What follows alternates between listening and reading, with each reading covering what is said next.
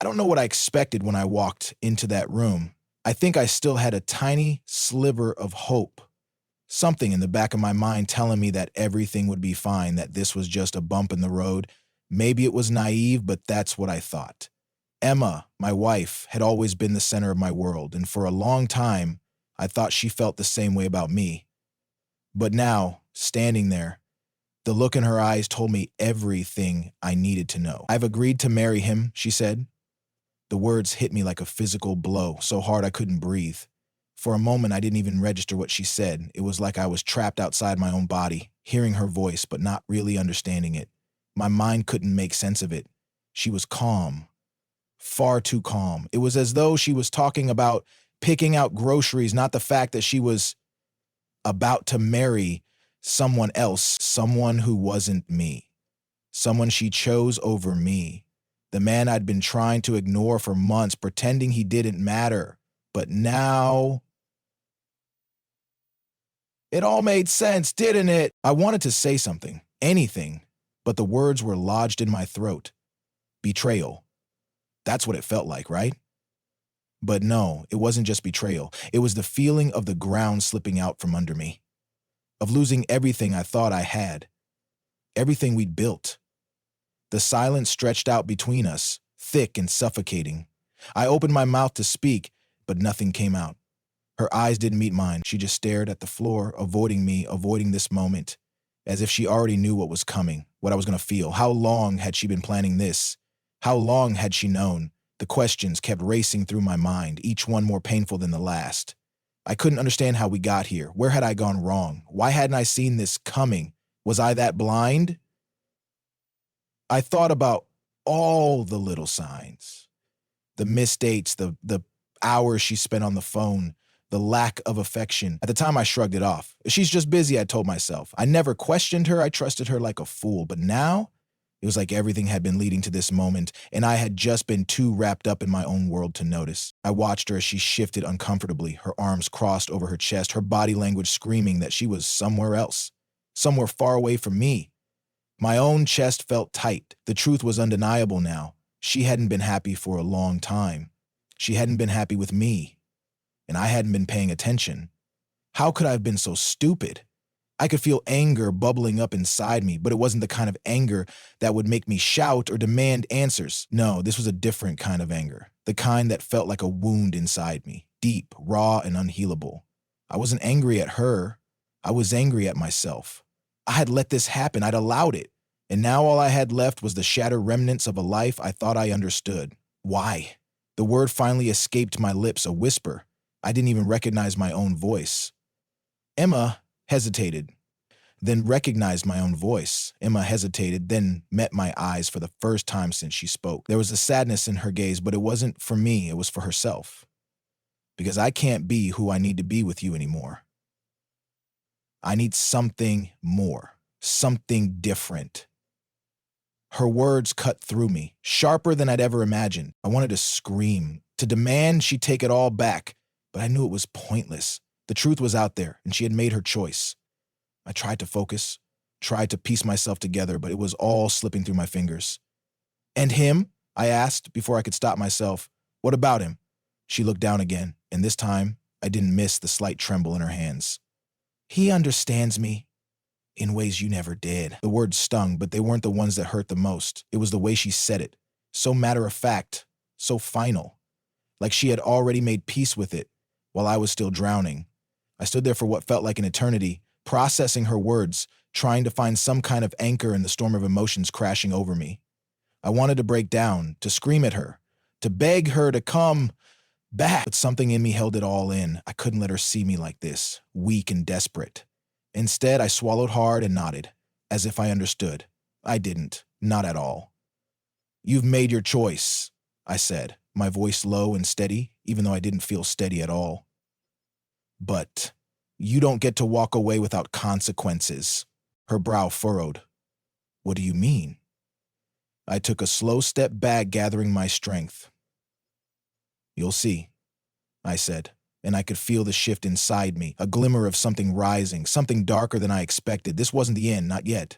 I turned and walked out, not looking back.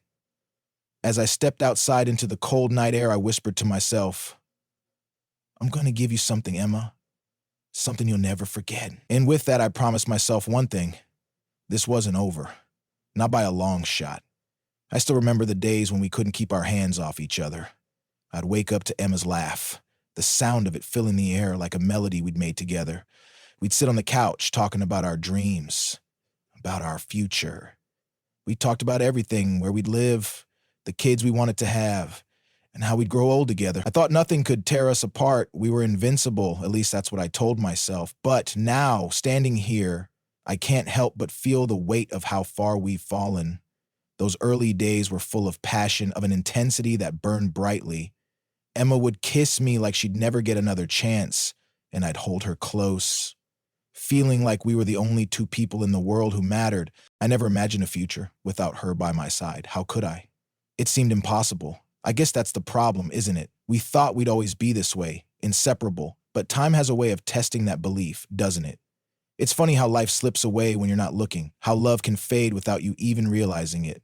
As I sit here now, I can't help but replay the moments when things started to change. At first, I brushed them off, little things like her eyes wandering when I spoke, the way her laugh no longer seemed to reach her eyes. I'd convince myself it was nothing, she's just stressed, I'd tell myself. But that was the lie I needed to believe to keep going, to keep pretending that everything was fine when I knew, deep down, it wasn't. There was that one evening I'll never forget. We were supposed to meet for dinner, and I arrived late, like always. But when I walked into the restaurant, I saw Emma sitting there, staring at her phone, not even looking up when I sat down. She wasn't angry, she wasn't upset, she was just disconnected. I tried to joke, tried to make her smile like I used to. She didn't. It wasn't just the silence, it was the distance between us. I felt like I was sitting next to a stranger. At that moment, I should have known. I should have seen it for what it was, but I didn't. I'm angry with myself now for not seeing it sooner. But back then, I couldn't help but think maybe I was the one to blame. Maybe I was the one who hadn't been enough. I replay our arguments over and over, the way we would fight and then fall silent, both of us too proud to apologize first. It felt like everything was my fault. Maybe if I had been more patient, more understanding, maybe if I hadn't been so wrapped up in my own world. But now, after everything, I wonder, was it me? Or was I just a convenient excuse for her to run away from herself? From us? The truth is, I don't know. And that uncertainty gnaws at me. I look at the life we shared and feel like I've been living a lie. But I also know that I can't keep blaming myself for her decision to walk away. She made her choice, and it's hard to accept that, but it's harder to accept that it didn't matter how much I loved her, it wasn't enough. I've heard about him. Now, her fiancé, the man she's chosen. I don't know much about him, but I know enough. He's the kind of man I'm not. He's confident, successful, and everything Emma seems to think she needs. In some strange way, I can't help but admire him. He's everything I wasn't. But that doesn't stop the sting, the bitterness that burns in my chest every time I think of him. It's not that I wish ill on him, but the fact that he's the one who gets to stand beside Emma while I'm left in the dust, it eats away at me. I'm not angry at him, not exactly, but the more I think about him, the more I wonder what I could have done differently. What was it about him that I didn't have? It's hard to explain, but I feel like I'm losing more than just Emma. I'm losing myself in the process. I see her now sitting across from me explaining why she's doing this. She says she needs something more, that she's lost herself in our marriage. So, hi, Kevin. I'm not the person I used to be, she says, her voice trembling slightly. There's a vulnerability in her words that hurts more than anything else she's said. I just want to feel alive again, she adds, her eyes brimming with a sadness I don't know how to fix. And with him, I can do that. It stings more than I expected. How do I even respond to that? I could tell her I'm the one who made her feel alive, the one who stood by her through everything. I could beg her to stay, but I don't. I can't. Instead, I sit there feeling like the world's crashing down around me, and yet, in the middle of all this pain, something starts to shift inside me. Something hardens in my chest. And for the first time in a long while, I feel the faintest spark of resolve. I don't want revenge. No, that's not who I am. But I do want her to understand the weight of what she's doing. I want her to see how much this hurts, to feel the consequences of her decision. So I start making a plan that will make her understand. It's not about hurting her. It's not about trying to win her back. It's about showing her that I'm not the man who will be broken by this. I'm stronger than that. And maybe, just maybe, this will give me the closure I need. The days until the wedding feel like they're dragging on. I'm running out of time. And I know I can't let this slip through my fingers. I don't want to wait for the moment when I'll regret not doing something. I have to act. But even as the day draws closer, the questions keep swirling inside me. What if this doesn't change anything? What if Emma's made up her mind and I'm just a fool chasing something that isn't meant to be? I stand on the edge, not sure if I'm ready to jump, but I know I'm about to. I've got one last chance, one final move, and when the day comes, I'll make sure she knows. This is not how our story ends. The drive to the wedding venue was a blur. The world outside the car window felt distant, muffled, like I was watching it all unfold through someone else's eyes. But as I neared the place where Emma was about to marry him, the man who wasn't me, the weight of my decision settled heavily on my chest. I wasn't here as a guest. I wasn't even here to beg her to come back. No, I was here for something else. Something that, no matter how much it hurt, I knew had to happen. This wasn't just about me or about her. It was about confronting the truth. Something I had avoided for so long. I didn't know what I was expecting to happen when I walked through those doors, but I was sure that the moment I did, everything would change. I stepped out of the car, my heart pounding like it might burst out of my chest. The day was perfect, bright and clear, the kind of weather that makes everything seem peaceful, serene even, but for me, nothing felt peaceful. Nothing felt right. As I approached the entrance, the soft hum of the ceremony inside seeped out, like the calm before a storm. The guests were gathered, the music playing, the air heavy with expectation. I could hear the laughter, the small talk, the clinking of glasses. But none of it reached me. I was only focused on one thing, her. I moved quietly past the guests, unnoticed at first, and entered the hall. There they were. Emma, standing at the altar in a dress I had never seen her wear before. It looked beautiful on her, but it didn't matter anymore. The woman I once knew wasn't the woman standing there now. My gaze locked with hers across the room, and for a second, time stood still. I could see the flicker of surprise in her eyes. Then, the mask of composure slipping back into place. I didn't know how long I stood there, frozen, before I took a step forward, but when I did, I felt the shift in the air, the subtle tension that settled over the room like a heavy fog. It was like a collective intake of breath, as if everyone knew something was about to happen, something they weren't expecting. The wedding, the smiles, the perfect vows. All of it was about to unravel. I didn't care about the eyes on me, the murmurs, the whispers. My focus never left her. She looked so sure, so poised, standing there with him. But as I made my way up the aisle, I could see it in her eyes. There was hesitation, uncertainty. Maybe it was guilt, or maybe it was regret, but it was there. And it gave me the courage I needed. I stopped just short of the altar. My voice, when it finally came, was steady, but inside, it felt like everything was about to crumble. Emma, I said, my eyes never leaving hers, before you say your vows, there's something you need to hear.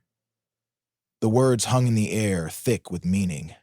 She stiffened, her grip on the bouquet tightening, as if trying to hold on to something that was slipping away. I brought you something, I continued, my hands reaching into the pocket of my jacket.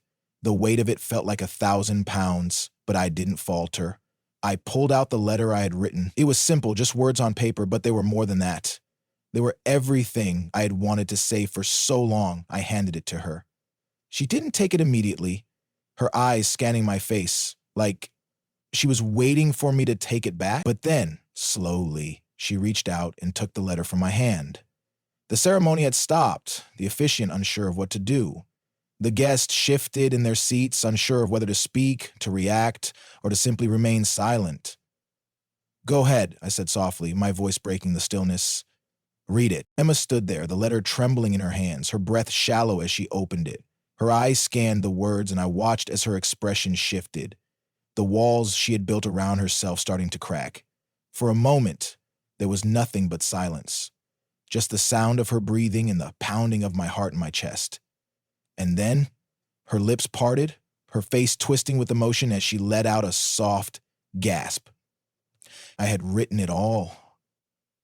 The good, the bad, the love we shared, and the pain I felt. I had poured everything into those words. It wasn't just a letter. It was a mirror. It was everything she had forgotten about us, about me, about what we were. Her hand shook as she lowered the letter, her eyes filled with tears she couldn't hide anymore. I didn't know, she whispered, her voice thick with emotion. I never meant for it to come to this. The room felt like it was holding its breath, waiting for something to happen.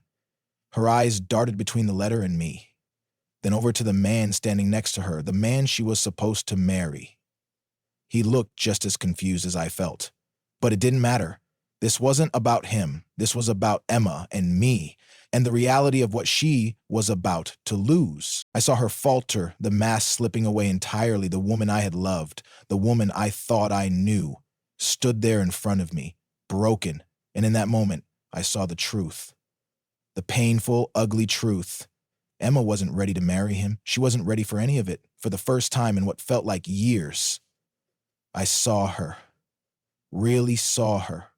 She was lost. She had been lost for so long, and as much as I wanted to reach out to her, to pull her back to me, I knew it was too late. This isn't you, I said quietly. This isn't who you are. You've forgotten who you were with me. She shook her head, tears falling freely now. I don't know who I am anymore, she whispered, her voice breaking. I stood there, feeling the weight of everything between us. There was no fixing this. There was no going back. The guests had grown silent, watching as the facade of a perfect wedding crumbled before them. The officiant didn't know what to say. Emma stood frozen, her eyes wide with disbelief, as if she couldn't comprehend the reality of what was happening. But I could see it now. She was seeing it too. And as the silence stretched on, I knew one thing. Everything had changed. It wasn't just the wedding that had been shattered. It was everything we had built together. The moment the ceremony collapsed, I could hear Emma's breath catch, and I knew it was over. Not just the wedding, our entire relationship. It felt like everything we had ever shared was being erased, wiped clean, all in a single heartbeat. She stood there, frozen, the letter trembling in her hands, her gaze flicking back and forth between me and the man she was supposed to marry. He too looked confused, lost even, but it didn't matter. Nothing mattered anymore. Without saying a word, I turned and walked away. It was the hardest thing I'd ever done, but it was also the most liberating. I didn't look back. I couldn't. If I did, I'd be pulled back into her world. The world where I had been nothing but a shadow, a placeholder, a man who didn't matter until I became a problem. As I walked out of the hall, the sound of the wedding unraveling behind me seemed to fade away, replaced by the hollow echo of my own footsteps, or the weight that had been hanging over me for so long began to lift, like a dark cloud finally being blown away by a gust of wind. For the first time in a long while, I felt free.